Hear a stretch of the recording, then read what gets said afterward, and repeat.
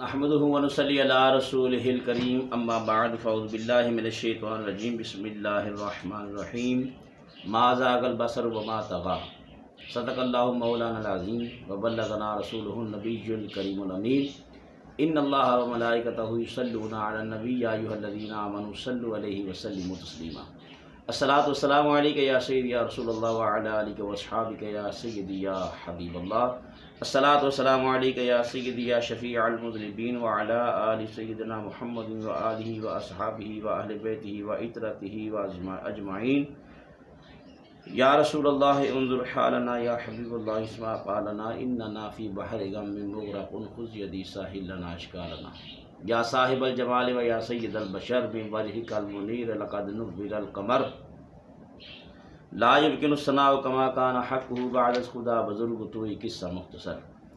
نہایت ہی واجب الاحترام سامعین و ناظرین، آج کے اس درس قرآن سلسلہ نمبر 104 میں جو آپ کے سامنے میں بات عرض کرنے لگا ہوں، اس سے پہلے جن دوستوں نے ابھی تک ہمارا چینل سبسکرائب نہیں کیا وہ دوست ہمارے چینل کو سبسکرائب کریں، بیل آئیکن کو دبائیں تاکہ آنے والی ہر ویڈیو کا نوٹیفیکیشن آپ کو مل سکے، اور دوستوں کو شیئر کریں، نیکی سمجھ کر اس کو شیئر کریں گے تو انشاءاللہ العزیز نیکیوں میں اضافہ ہوگا۔ اللہ تعالیٰ نے محبوب علیہ السلام کی چشمان مبارک یعنی آنکھ مبارک کا تذکرہ فرمایا، اور آقا علیہ السلام جہاں تک چاہیں اللہ کی عطا سے دیکھ سکتے ہیں۔ سیدنا ابو حمید سعدی رضی اللہ تعالیٰ عنہ نے فرمایا کہ غزوہ تبوک کے دوران رسول اللہ صلی اللہ علیہ وآلہ وسلم نے ارشاد فرمایا، آج رات سخت آندھی آئے گی، لہذا تم میں سے کوئی کھڑا نہ ہو، جن کے پاس اونٹ ہیں وہ اپنے اونٹ باندھ لیں، اور جب رات چھا گئی تو آندھی بھی زور و شور سے چلنے لگی۔ رات ہو گئی نا جب تو زور و شور سے آندھی چلنے لگی۔ اسی دوران ایک شخص کھڑا ہوا تو آندھی اس قدر شدید تھی کہ اس شخص کو اٹھا کر تئی پہاڑ پر جا گرایا۔ اتنے زور سے وہ آندھی آئی تو اس آندھی کا پتہ میرے آقا نے پہلے ہی بتا دیا تھا۔ سیدنا ابو ایوب رضی اللہ تعالیٰ عنہ روایت کرتے ہیں کہ ہم رات کو نبی کریم صلی اللہ علیہ وآلہ وسلم کے ساتھ باہر نکلے تو آپ نے کچھ آوازیں سنی تو فرمایا، یہودیوں کو قبروں میں عذاب ہو رہا ہے۔ اللہ اکبر کبیرہ، یہودیوں کو قبروں میں عذاب ہو رہا ہے۔ حضور علیہ السلام قبروں میں بھی دیکھ رہے ہیں اور جانتے ہیں کہ کیا کس کے ساتھ ہو رہا ہے۔ سیدنا ابو سعید رضی اللہ تعالیٰ عنہ راوی ہیں کہ ہم شاہ کونین صلی اللہ علیہ وآلہ وسلم کے ساتھ نکلے تو آپ فرماتے ہیں وادی عصفان میں ہم ٹھہر گئے اور وہاں کئی دن قیام فرمایا۔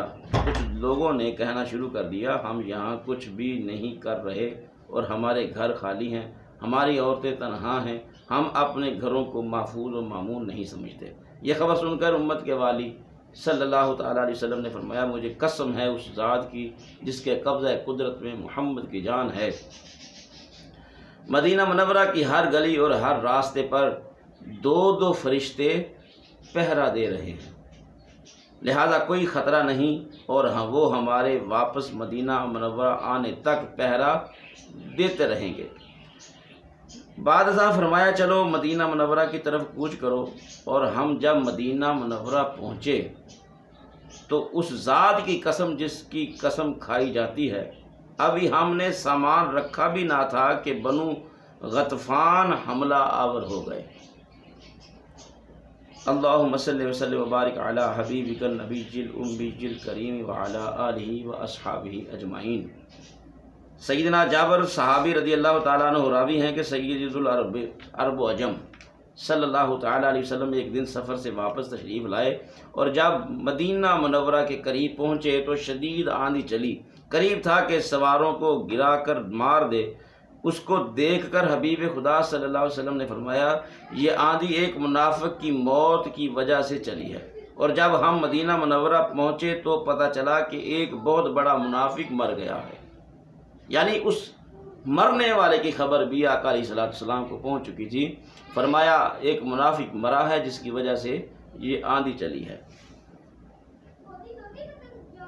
سیدنا ابو حمید صحابی رضی اللہ تعالیٰ عنہ راوی ہیں کہ جب ہم غزوہ تبوک کے لیے سرکار دو عالم صلی اللہ تعالیٰ علیہ وسلم کے ساتھ نکلے تو راستے میں ایک باغ آ گیا۔ اس کو دیکھ کر نبی کریم صلی اللہ علیہ وسلم نے صحابہ کرام سے فرمایا اس باغ کے پھل کھجوروں کا اندازہ کرو کہ کتنی ہیں۔ تو صحابہ کرام رضوان اللہ تعالیٰ علیہ مجمعین نے اپنا اندازہ پیش کیا تو سید الکونین صلی اللہ تعالیٰ علیہ وآلہ وسلم نے ارشاد فرمایا اس کی کھجوریں 10 وسق ہیں۔ بعد ازاں اس باغ کی مالکہ عورت کو حکم دیا اس باغ کی کھجوروں کو جمع کرو اور ہمارے واپس آنے تک ان کو ماپ رکھو، یعنی کہ ان کا ناپ ان کا تول کر کے رکھو، ان کو گن کے رکھو کہ کتنی ہیں۔ اور جب ہم تبوک سے واپس ہوئے اور اس باغ پر پہنچے تو سرکار دو عالم صلی اللہ علیہ وآلہ وسلم نے اس عورت سے پوچھا اس باغ کی کتنی کھجوریں نکلی ہیں؟ اس عورت نے عرض کیا یا رسول اللہ صلی اللہ علیہ وسلم پورے 10 وسق نکلے ہیں۔ سید دو عالم صلی اللہ علیہ وآلہ وسلم کی نظر مبارک ایسی ہے کہ آپ کھجوروں کی تعداد بھی بتا رہے ہیں۔ سیدنا ابو ذر صحابی رضی اللہ تعالیٰ عنہ روایت کرتے ہیں کہ رسول اللہ صلی اللہ علیہ وسلم نے فرمایا اے میرے صحابہ کرام تم مصر کو ضرور فتح کرو گے اور یہ وہ شہر ہے جہاں قیرات سکہ چلتا ہے، اور جب تم مصر کو فتح کرو تو وہاں کے رہنے والوں کے ساتھ اچھا سلوک کرنا۔ قربان جائیں آنکھ مبارک جو اللہ تبارک و تعالیٰ کی عطا سے سب کچھ دیکھ رہی ہے، کیا ماضی کیا حال کیا مستقبل، کیا قریب کیا دور، کیا ظاہر کیا باطن، سب کچھ ہی عیاں ہے میرے آقا کی نظروں میں۔ نور مجسم صلی اللہ علیہ وآلہ وسلم نے مدینہ منورہ میں بیٹھے دیکھ لیا کہ مکہ مکرمہ میں عمر و صفوان کے درمیان کیا گفتگو ہو رہی ہے۔ جنگ بدر کے کچھ دن بعد ایک روز عمیر بن وہب اور صفوان بن امیہ دونوں حتیم کعبہ میں بیٹھے تھے۔ عمیر قریش کے شیطانوں میں سے تھا، وہ حبیب خدا صلی اللہ علیہ وسلم اور صحابہ کرام رضوان اللہ تعالیٰ علیہ مجمعین کو تکلیفیں دیا کرتا تھا، اور اس کا بیٹا وہب بن عمیر بدر کے قیدیوں میں تھا۔ عمیر اور صفوان کے درمیان یوں گفتگو ہوئی۔ عمیر بولا بدر میں ہمارے لوگوں نے مسلمانوں کے ہاتھوں کیسی کیسی مصیبتیں اٹھائیں، ظالموں نے کس بے رحمی سے ہمارے لوگوں کو گڑھے میں پھینک دیا، معاذ اللہ ثم معاذ اللہ۔ پھر صفوان بولا خدا کی قسم ان کے بعد اب زندگی کا لطف نہیں رہا۔ پھر عمیر نے کہا اللہ کی قسم تو نے سچ کہا، اللہ کی قسم اگر مجھ پر قرض نہ ہوتا جسے میں ادا نہیں کر سکتا، اور میرے بال بچے نہ ہوتے جن کے برباد ہو جانے کا مجھے ڈر ہے، تو میں سوار ہو کر محمد صلی اللہ علیہ وآلہ وسلم کو قتل کرنے جاتا، معاذ اللہ ثم معاذ اللہ، کیونکہ اب تو ایک بہانہ بھی ہے کہ میرا بیٹا ان کے ہاں گرفتار ہے۔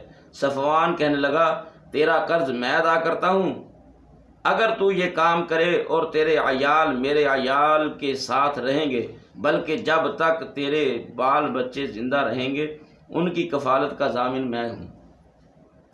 عمیر کہنے لگا بس یہ بات میرے تیرے درمیان طے شدہ ہے۔ صفوان نے کہا مجھے بصر و چشم قبول ہے۔ عمیر کہنے لگا وہاں سے روانہ ہوتے وقت لوگوں سے مخاطب ہو کر اے لوگو تم خوش ہو جاؤ، چند دنوں کے بعد تمہارے پاس ایک واقعہ کی خبر آئے گی جس سے تم بدر کی تمام مصیبتیں بھول جاؤ گے۔ بعد ازاں عمیر زہر میں بجھی ہوئی تلوار لے کر اونٹنی پر سوار ہو کر مدینہ منورہ پہنچ گیا۔ اس وقت فاروق اعظم رضی اللہ تعالیٰ عنہ مسلمانوں کے ایک گروہ میں بیٹھے بدر کی عنایات سنا رہے تھے۔ اچانک عمیر زہر آلود تلوار لٹکائے اونٹنی کو مسجد نبوی کے دروازے پر بٹھا دیتا ہے۔ اسے دیکھ کر فاروق اعظم بولے یہ کتا دشمن عمیر کسی شرارت کے لیے آیا ہے۔ یہ سن کر شاہ کونین صلی اللہ علیہ وآلہ وسلم نے فرمایا عمیر کو میرے پاس لاؤ۔ عمیر کو لایا جاتا ہے تو حضور علیہ السلام فرماتے ہیں عمیر آگے آ، عمیر آگے آ، بڑھ کر کہتا ہے خدا آپ کی صبح خیر کرے یہ جو معنی لفظ ہے یہ سن کر سرور دو عالم صلی اللہ علیہ وسلم نے فرمایا اے عمیر تو مجھے جاہلیت کا سلام دیتا ہے، حالانکہ اللہ تعالیٰ نے ہمیں تیرے سلام سے بہتر سلام عطا فرمایا ہے، اور یہ سلام وہ ہے جو کہ اہل جنت کا سلام ہے۔ عمیر بولا اے محمد صلی اللہ علیہ وآلہ وسلم، یہ سلام آپ کو تھوڑے دنوں سے ملا ہے۔ بعد ازاں امت کے والی صلی اللہ علیہ وسلم نے فرمایا عمیر کیسے آنا ہوا؟ عمیر بولا اپنے بیٹے کو جو آپ کے قیدیوں میں ہے اسے لینے آیا ہوں۔ یہ سن کر آقا دو عالم صلی اللہ علیہ وسلم نے فرمایا پھر تو تلوار لے کر کیوں آیا ہے؟ عمیر بولا خدا تلواروں کا برا کرے، تلواروں نے ہمیں کیا فائدہ پہنچایا؟ یہ سن کر رحمت دو عالم صلی اللہ علیہ وسلم نے فرمایا عمیر سچ بتاؤ کس لیے آئے ہو؟ پھر عمیر نے وہی بات کہی کہ بیٹے کے لیے آیا ہوں۔ یہ سن کر سید الثقلین صلی اللہ علیہ وسلم نے فرمایا تو نہیں بتاتا تو میں بتا دوں کہ تو کس لیے آیا ہے؟ یہ سن کر تیرے اور صفوان کے درمیان حتیم کعبہ کے اندر بیٹھ کر یہ گفتگو نہیں ہوئی؟ پھر حضور علیہ السلام نے منعن ساری کہانی سنا دی۔ یہ سن کر عمیر حیران ہو گیا اور بولا یا رسول اللہ صلی اللہ علیہ وسلم میں گواہی دیتا ہوں کہ آپ اللہ کے سچے رسول ہیں۔ یا رسول اللہ ہم پہلے آپ کو جھٹلا دیا کرتے تھے مگر اب تو شک نہیں رہا، کیونکہ حتیم کعبہ میں میرے اور صفوان کے سوا کوئی تیسرا نہیں تھا، یہ صرف اللہ نے آپ کو دکھایا ہے۔ اللہ تعالیٰ کا شکر ہے جس نے مجھے اسلام کی توفیق عطا فرمائی۔ کہنے لگا اشہد ان لا الہ الا اللہ واشہد ان محمدا عبدہ ورسولہ۔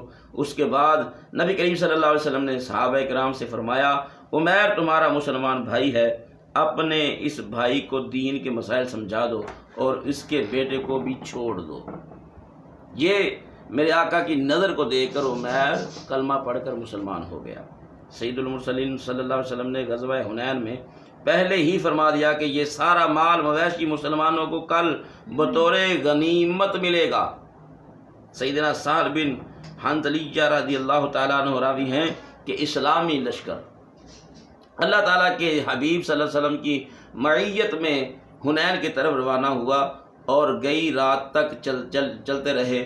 پھر ایک گھوڑ سوار آیا اور عرض گزار ہوا یا رسول اللہ صلی اللہ علیہ وسلم میں نے پہاڑ پر چڑھ کر دیکھا ہے بنو حوازن سارے کے سارے اپنی عورتوں اور مال مویشی سمیت حنین میں اکٹھے ہو رہے ہیں۔ یہ سن کر امت کے والی صلی اللہ علیہ وآلہ وسلم مسکرائے اور فرمایا تلک غنیمت المسلمین غداً انشاءاللہ تعالی، یعنی یہ سب کچھ کل انشاءاللہ تعالی مسلمانوں کو غنیمت میں ہاتھ آئے گا۔ آقا دو جہاں صلی اللہ علیہ وسلم نے صحابی کو فرمایا میرے وصال کے بعد تیری نظر جاتی رہے گی۔ حضرت انیسہ رضی اللہ تعالیٰ عنہ اپنے والد ماج سے بیان کرتی ہیں کہ میں بیمار ہوا تو رسول اکرم صلی اللہ علیہ وآلہ وسلم میری بیمار پرسی کے لیے تشریف لائے، دیکھ کر فرمایا کچھ نہیں ہوتا، لیکن صحابی یہ بتاؤ کہ جب تیری عمر لمبی ہوگی اور تو میرے وصال کے بعد نابینا ہو جائے گا تو کیا کرے گا؟ یہ سن کر میں نے عرض کیا یا رسول اللہ صلی اللہ علیہ وسلم میں ثواب کی خاطر صبر کروں گا۔ فرمایا اگر ایسا کرے گا تو تو بغیر حساب کے جنت میں داخل ہو جائے گا۔ دوستان محترم، آقا کریم صلی اللہ تعالیٰ علیہ وآلہ وسلم کو اللہ نے ایسی نظر عطا فرمائی، اللہ کی عطا سے حضور علیہ الصلوۃ والسلام ہر جگہ ہر پل ہر وقت ہر گھڑی ہر جگہ کو دیکھ سکتے ہیں۔ اس لیے ہمیں بھی درود و سلام پڑھنا چاہیے اور یہ عقیدہ رکھنا چاہیے ہم یہاں بیٹھ کر پاکستان میں بیٹھ کر درود و سلام پڑھتے ہیں اور مدینہ طیبہ میں آمنہ کے لال حلیمہ کے دلارے اللہ کے پیارے حبیب علیہ الصلوۃ والسلام سماعت فرماتے ہیں۔ اللہ رب العزت ہم سب کو سرکار